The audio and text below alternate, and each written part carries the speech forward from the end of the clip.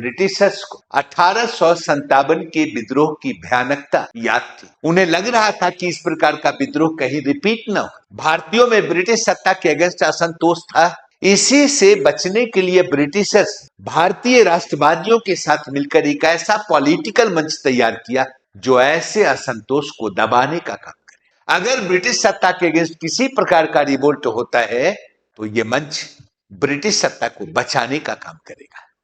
कहने का मतलब है कि कांग्रेस ब्रिटिश राज की उपज थी। यह मैं नहीं कहता हूं, लाजपत राय ने कहा। अब सोचने की बात है कि ऐसा स्टेटमेंट क्यों दिया, ये विचार क्यों?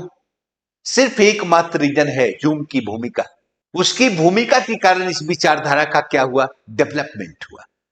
लंबे समय तक राष्ट्रवादी इतिहासकार इस मत से सहमत भी रहे, लेकिन 1950 के दशक में धीरे धीरे यह मान्यता क्या हुई, खारिज हो गई। चूंकि 1950 में डफरिन के निजी कागजात मिले। जब निजी कागजात मिले तो इस प्रकार के नीति की कोई जानकारी ही नहीं मिली कि ब्रिटिश की ऐसी मंशा थी और इस मंशा के साथ कांग्रेस स्थापित हुआ। ह्यूम के जीवनीकार बेडरवर्थ जिस खुफिया रिपोर्ट की बात करते हैं, जिसे ह्यूम ने देखा और यह जानकारी मिली कि भारतीयों में ब्रिटिश सत्ता के अगेंस्ट असंतोष है, कभी भी यह रिवोल्ट का रूप ले सकता है, सत्ता पलट कर सकता है। वो तत्कालीन वाइसराय डफरिन से मिले और तुरंत निर्णय लिया भाई कि भारतीयों की मदद से एक संस्था को स्थापित किया जाए। ऐसे खुफिया रिपोर्ट का कोई साक्ष्य अवेलेबल नहीं।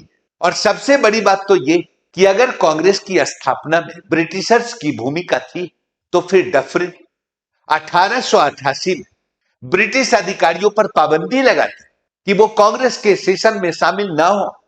डफरिन आलोचना करता है कांग्रेस की कि भाई कांग्रेस अति लघु अल्पमत का प्रतिनिधित्व करती है।